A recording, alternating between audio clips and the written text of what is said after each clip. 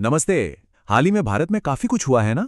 कुछ बड़ी घटनाएं जो देश की दशा और दिशा दोनों तय कर रही हैं। तो चलिए इन सब टुकड़ों को जोड़कर देखते हैं कि आखिर भारत की पूरी तस्वीर बन क्या रही है।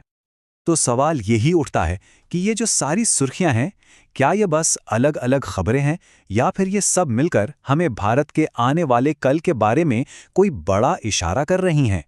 आइए इस पहेली को सुलझाने की कोशिश करते हैं। इस पूरी पड़ताल को हमने 4 हिस्सों में बांटा है।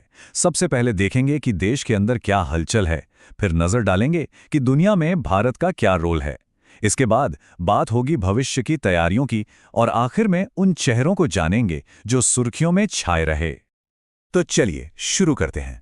सबसे पहले देखते हैं कि देश के भीतर अपने घर में क्या चल रहा है।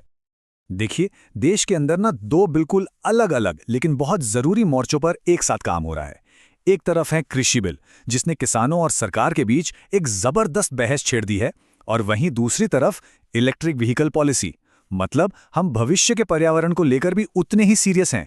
ये दिखाता है कि भारत एक ही वक्त पर अपनी जड़ों और अपने भविष्य दोनों को साधने की कोशिश कर रहा है। और इन बड़ी बड़ी पॉलिसी डिबेट्स के बीच पंजाब की सियासत में एक भूचाल आ गया। मुख्यमंत्री का इस्तीफा। इसने न सिर्फ राज्य की राजनीति में खलबली मचाई, बल्कि इसका असर तो देखिए राष्ट्रीय राजनीति पर भी पड़ना तय है। अच्छा, अब देश की सीमाओं से बाहर निकलते हैं। चलिए देखते हैं कि दुनिया के बड़े मंच पर भारत अपनी जगह कैसे बना रहा है, अपनी पहचान कैसे मजबूत कर रहा है। और यहां देखें तो भारत ग्लोबल स्टेज पर कितना एक्टिव है। चाहे वो क्लाइमेट चेंज पर दुनिया के साथ बात करना हो, या G20 में ग्लोबल हेल्थ पर सहयोग, जापान के साथ टेक्नोलॉजी में पार्टनरशिप हो, या फिर रूस के साथ मिलकर आतंकवाद के खिलाफ सैन्य अभ्यास। मतलब भारत हर जरूरी मैदान में अपनी मौजूदगी दर्ज करा रहा है। और ये सिर्फ कहने की बातें नहीं हैं। COP26 में प्रधानमंत्री का ये बयान, ये दुनिया के लिए एक बहुत बड़ा मैसेज था। भारत ने क्लाइमेट चेंज से लड़ने के लिए एक ठोस वादा किया है। ये दिखाता है कि भारत अब अपनी वैश्विक जिम्मेदारी को कितनी गंभीरता से ले रहा है। तो हमने देश के अंदर की और बाहर की तस्वीर देख ली। अब जरा उन कदमों पर नजर डालते हैं जो भारत के आने वाले कल की नींव रख रहे हैं। और सबसे बड़ी खुशखबरी शायद इकोनॉमी के मोर्चे से है। 7% की अनुमानित GDP ग्रोथ रेट। ये कोई छोटा मोटा आंकड़ा नहीं है। ये एक बहुत बड़ा संकेत है कि भारत महामारी के आर्थिक झटके से कितनी मजबूती से उभर रहा है। और इस रिकवरी को रफ्तार देने के लिए PM गति शक्ति जैसी बड़ी योजनाएं भी हैं। इसका मकसद बिल्कुल साफ है, देश के पूरे इंफ्रास्ट्रक्चर को एक साथ जोड़ना, डेवलपमेंट प्रोजेक्ट्स को तेज करना और सबसे जरूरी, लोगों के लिए नौकरियां पैदा करना। और भारत का भविष्य सिर्फ जमीन पर ही नहीं, आसमान में, अंतरिक्ष में भी बन रहा है। चंद्रयान 3 मिशन ये इस बात का सबूत है कि भारत स्पेस टेक्नोलॉजी में दुनिया के टॉप देशों के साथ कंधे से कंधा मिलाकर चलने के लिए पूरी तरह तैयार है। लेकिन ये तरक्की सिर्फ आंकड़ों की नहीं है, और यही सबसे अच्छी बात है। ह्यूमन डेवलपमेंट और ग्लोबल हंगर इंडेक्स में सुधार। इसका सीधा सीधा मतलब ये है कि विकास का फायदा आम लोगों की जिंदगी तक पहुंच रहा है, उनकी जिंदगी बेहतर हो रही है। चलिए अब इस चर्चा के आखिरी हिस्से पर आते हैं। अब बात करते हैं उन लोगों की जो इन खबरों के केंद्र में थे, कुछ अपनी शानदार उपलब्धियों के लिए और कुछ दुखद वजहों से। और जब हम उपलब्धि की बात करते हैं तो इससे बड़ा क्या हो सकता है। नीरज चोपड़ा का ओलंपिक गोल्ड मेडल, ये सिर्फ एक खेल की जीत नहीं थी, ये 1 अरब से ज्यादा लोगों के लिए गर्व का एक ऐतिहासिक पल था। एक ऐसा पल जिसे कोई नहीं भूल सकता। लेकिन हर खबर खुशी लेकर नहीं आती। सुशांत सिंह राजपूत का जाना एक ऐसी क्षति थी जिसने पूरे देश को हिलाकर रख दिया। वो एक ऐसा लम्हा था जब पूरा देश एक साथ दुखी था। ठीक इसी तरह फुटबॉल के महानतम खिलाड़ियों में से एक डिएगो माराडोना के निधन ने भी दुनिया भर के फैंस को गम में डुबो दिया, और भारत में भी उनके लाखों चाहने वालों ने उन्हें भारी मन से याद किया। और आखिर में एक और अहम चेहरा, शक्तिकांत दास। RBI गवर्नर के तौर पर उन्होंने उस मुश्किल दौर में, यानी महामारी के बाद की चुनौतियों के बीच, भारतीय अर्थव्यवस्था की नाव को संभाले रखा। एक बहुत ही महत्वपूर्ण भूमिका निभाई उन्होंने। तो जब हम इन सारी घटनाओं को एक साथ रख कर देखते हैं तो हमें एक ऐसा भारत दिखता है जो चुनौतियों से लड़ रहा है, नए मौकों को पकड़ रहा है, जीत का जश्न मना रहा है और अपने नुकसान से सीख भी रहा है। लेकिन असली सवाल तो ये है, ये सब मिलके हमें भारत के भविष्य के बारे में आखिर बताता क्या है।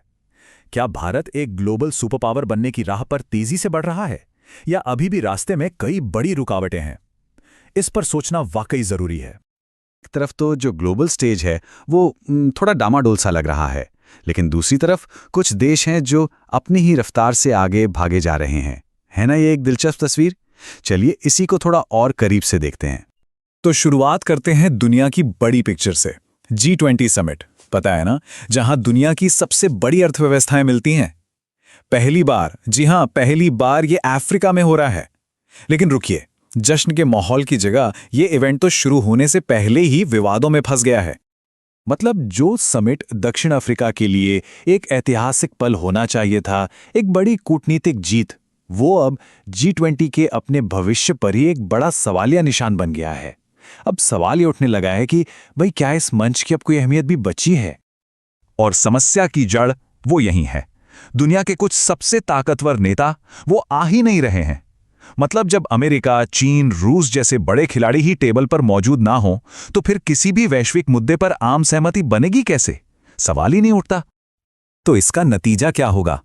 शायद इतिहास में पहली बार ऐसा हो कि G20 एक साझा लीडर्स डिक्लेरेशन तक जारी ना कर पाए। और ये कोई छोटी मोटी बात नहीं है, ये सिर्फ एक कागज का टुकड़ा नहीं होता, ये इस बात का सबूत है कि दुनिया बड़ी चुनौतियों पर एक साथ है। इसके बिना G20 की साख को बहुत बड़ा धक्का लगेगा। और ये हमें एक बहुत बड़े सवाल पर ले आता है ना, कि अगर आखिर में सारे बड़े फैसले सिर्फ कुछ बड़ी ताकतें ही लेने वाली हैं, तो बाकी देशों के लिए इस टेबल पर बैठने का मतलब ही क्या रह जाता है?